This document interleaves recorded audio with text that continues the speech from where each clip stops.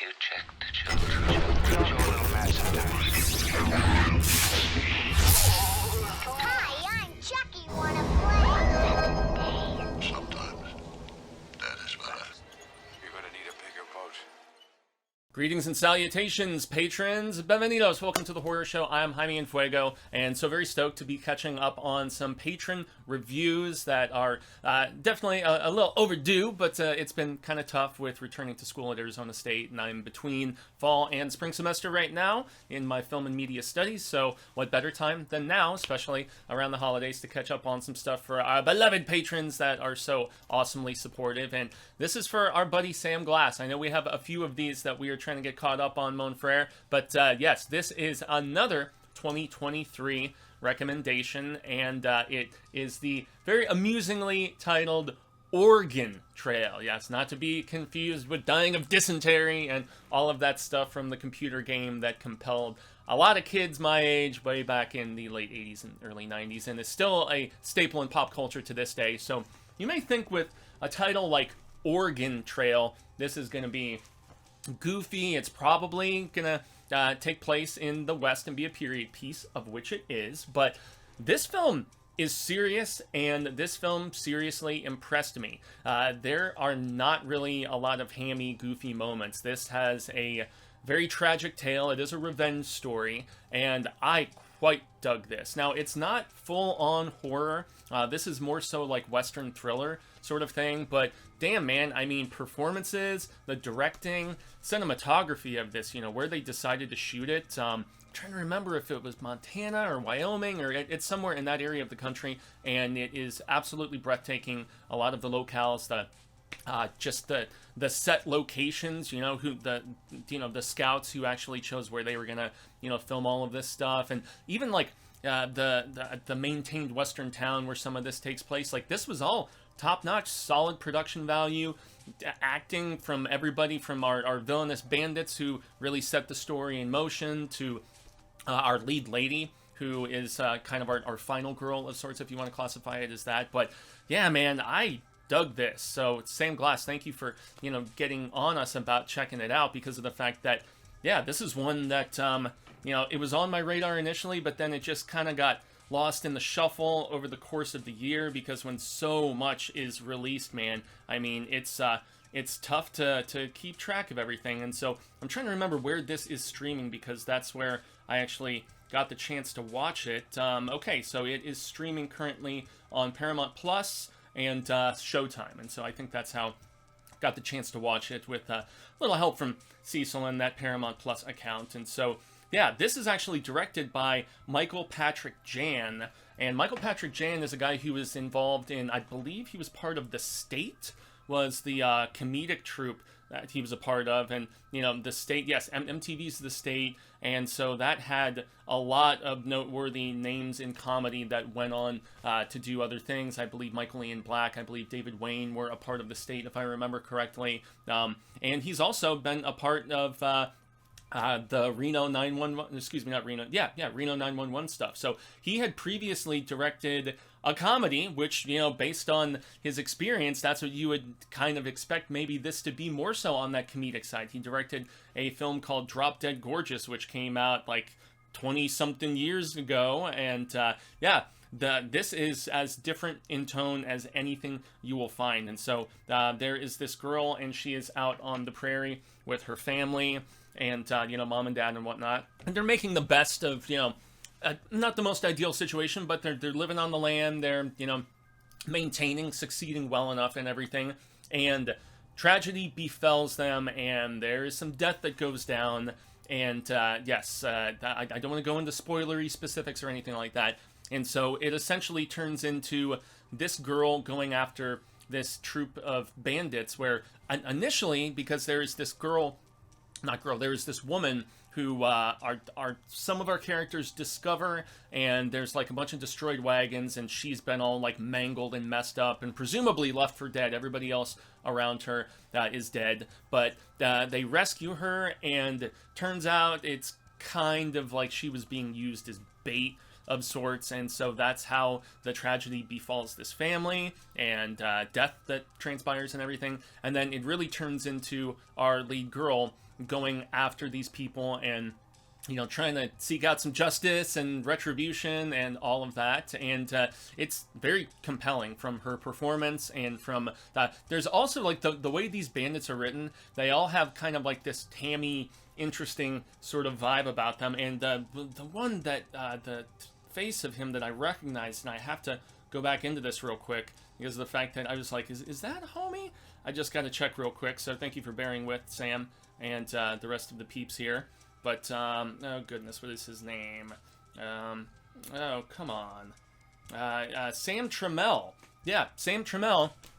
He was from True Blood. He's been in a number of other things. I mean, yeah, 40 plus different credits. But, you know, he was on True Blood as Sam Merlot, and so, you know, Sam playing Sam. So he's rocking this beard, and he's pretty compelling. But he's a little more on, like, not so much the silly side, but he's like this drunk, and you know, he has some contentiousness that goes down with some of the other bandits. And most notably, there's this ginger one who is like feisty and crazy, and it's the stuff as the plot progresses and our girl is going after these bandits and trying to take them out and everything. That's when stuff veers into the horror territory, is most notably with this ginger character of the bandits in the third act, because there is squabbling amongst the bandits, as I just mentioned. And so you've got the girl trying to go after them, but there is also the infighting aspect, which adds some compelling wrinkles to it. And so I don't really want to spoil how kind of nutty this goes in the third act, and not nutty in a bad way or in a silly way. It really ups the violence factor. And, you know, performances, as I said, our lead girl, I believe, I'm trying to double check on her name, Zoe de Grand Maison, who plays Abby. She's our lead.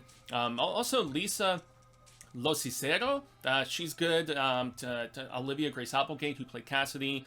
So, yeah, there is, like, performances across the board, from not just the bandits, but even the early stuff with, you know, the cohesion of the family, and, you know, the mom, and, you know, some things that go down there. I thought everybody, there was not a missing link in the acting department as far as this. But, you know, Zoe is a standout. I don't think I've seen her in anything previously, but man, does she just maintain the engagement and just the ferocity that starts to grow as she is coming out of her shell, because you can tell she's tough from the get-go, but man, she's got to toughen up a whole hell of a lot more if she's going to go after these peeps. And so, yeah, I thought it was really great in that department. I already, with regards to overall thoughts and stuff, I mentioned just the beauty of just the scenery and this area of the country where they filmed it. Now, who knows, maybe they were filming in Canada, and especially as I'm looking at some of the names here, it's making me wonder if this was Canadian, but it just said that it was in the States or whatever, because, you know, it's very commonplace. But yes, breathtaking locales, and I'm a sucker for Westerns, and so that's why I mentioned the preserved town of sorts, which I thought was very convincing as well. And this, you could tell, this had a budget. I mean, and it's interesting that it's been so long since Michael Patrick Jann actually directed something, but yeah, he did. I mean, his cinematographer obviously did a masterful job here. And I have to get into the effects, and this is the only where it gets a little minor spoilery, and I'm not going to say what character this happens to, but, like, we do get some interesting practical, like, burn effect gore sort of stuff that, I mean, the best thing I could compare it to is honestly something out of, like, friggin' Hellraiser, man, because of what happens to this character and their survival from this burning, and just the makeup and just the practical effects of how they put this person together. And that's what really ups the tension even more so in the third act, and makes just the savagery of the conflict just a lot more serious than it already was. Because when these bandits kill some people at the very beginning, I mean, it's solid there. And also the injury of the woman that they find at the very beginning, the blood there was good. So, I mean, all the set design was top-notch for a Western. It did not, it looked accurate to the time, and it was very believable that I was watching a story, you know, taking place in the 1800s, you know, in just this remote prairie sort of area, and then a little bit with this, like, abandoned kind of ghost town of sorts. But yeah, I really do not have any major criticisms about this film. Score was solid. I mean, yeah, it was just so impressively put together, and I recommended this to Cecil and to a few others. I don't know if I could classify it enough as horror to put it in my top 10 horror of the year, but I mean, it would definitely be something I would honorably mention as far as just like great dramatic, very solid Western, and thrilling, and just nerve-wracking at times, you know, and very compelling in just the brutality of just being out in the middle of nowhere and how horrible people can be to each other for their own personal gain. So that, everybody, is my thoughts, and thanks once again to Sam Glass for recommending Oregon Trail, a film that I thought was going to be something completely different than it actually was, and I was damn surprised, and I'm so very glad that Sam made the recommendation. So once again, thanks to all the patrons who are checking this out, or if for whatever reason, this being a 2023 release, it actually migrates over to the main channel as opposed to remaining as an unlisted, that would be cool too. But yes, a grande gracias, everybody, most notably to Sam, but to all the other patrons as well. I've been Jaime and Fuego. You can find me on all social media platforms, Twitter, Instagram, Facebook, or X, whatever the hell they're calling it now. I also do a little bit of YouTubing. I've been doing these Rapido Fuego little short reviews since I've been back in school, because that's all too often the only time that I have. But I'm so very glad that you guys took the time to check out this review today, and the liking, and if possible, sharing, and subscribing, and all that jazz. So once again, thanks everybody. I hope everyone is having a great end of 2023. This was one of the stronger films that I saw in 2023. So once again, shout out to Sam and to his recommendation of Oregon Trail here. And until next time, Frag fans, remember, stay scared.